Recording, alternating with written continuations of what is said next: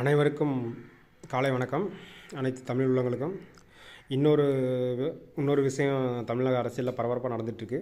ஒன்று, ஆதவர்ஜுனா தனியாக ஒரு 70 எம்எல்ஏகளை வச்சு விஜய்கிட்டேருந்து பிரித்து ஏடிஎம்கேயில் எஸ்பி வேலுமணி, சிவி சண்முகம் ஒரு 35-40 எம்எல்ஏகளோட சேர்ந்து தனியாக பிஜேபி சப்போர்ட்டோட ஆட்சி அமைக்கிறதுக்கு ஆதவர்ஜுனா முதலமைச்சர் ஆகிறதுக்கு உண்டான வழியை முயற்சியை மேற்கொண்டுகிட்டு இருக்காங்கிறது ஒரு தகவல் வந்திருக்கு. நிச்சயமாக இது நடக்கிறதுக்கும் வாய்ப்பு இருக்குது. ஆதவர்ஜுனா எந்த எல்லைக்கும் போவோம் பதவி இதுக்காக கட்சி தலைவர்லாம் பார்க்க மாட்டான். அது ஒரு லாட்ரி குரூப் தானே. ஆனால் எது நடந்தாலும் திமுக மேலே பழி போடுறதே வேலையை வச்சுருக்கானுங்க. மக்கள் கொஞ்சம் சிந்திக்கணும். இன்னொன்று, அந்த வதந்தி இன்னுங்கிறது திமுகவும் அதிமுகவும் ஒன்று சேரும்னு மிகப்பெரிய மக்கள் மத்தியில் மீடியா பரப்பிக்கிட்டு இருக்கு.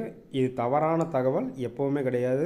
திமுக தலைவர் தெளிவாக விளக்கத்தை கொடுத்துட்டாரு. நாங்கள் எதிர்க்கட்சி அரசியல் தான், எதிர்க்கட்சியில் உட்காடுறோம், 6 மாதத்துக்கு இந்த அரசாங்கத்தை நாங்கள் டிஸ்டர்ப் பண்ண மாட்டோம் அப்படின்னு சொல்லி தெளிவாக சொல்லிட்டாரு. இதுக்கு மேலே மீண்டும் வதந்தியை கலப்புறதே வேலையை வச்சுக்கிறீங்க. நீங்கள் கவர்மெண்ட் ஃபார்ம் பண்ணுறதுன்னா இப்போது பிஜேபி தான் இங்கே கேம் ஆடிட்டு இருக்குது. அதாவது காங்கிரஸை ஒழிக்கிறதா எங்கள் கொள்கைன்னு சொல்லி காங்கிரஸை திமுகவில் பிரித்து இப்போனா நீ காங்கிரஸோடு நாங்கள் உன்னை ஆட்சி அமைக்க விட்டுருவோமா அப்படின்னு சொல்லி கவர்னர் மூலியமாக விஜய்க்கு ஒரு நெருக்கடி தர்றாங்க. அப்போ நீங்கள் இந்த தற்கொலை கூட்டம் கடிச்சு கொதறது பிஜேபி போய் மோடியை தான் கடிச்சு கொதறணும். எல்லா அரசியல் தலைவர்களும் கூட கவர்னரோட நிலைப்பாட்டை கண்டித்து அறிக்கை விட்டுட்டாங்க. ஆனால் இந்த விஜய் இதுவரைக்கும் வாய் திறக்கலை.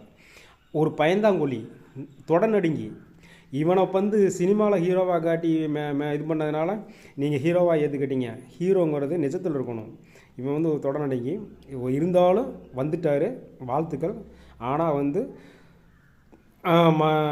அவங்க 118 சீட்டு பெற்று ஆட்சி அமைக்கிறது இதுதான். ஆனால் இது வரைக்கும் முதலமைச்சர் பதவியை ஏற்க விடாமல் தடுத்து வைக்கிறது பிஜேபி.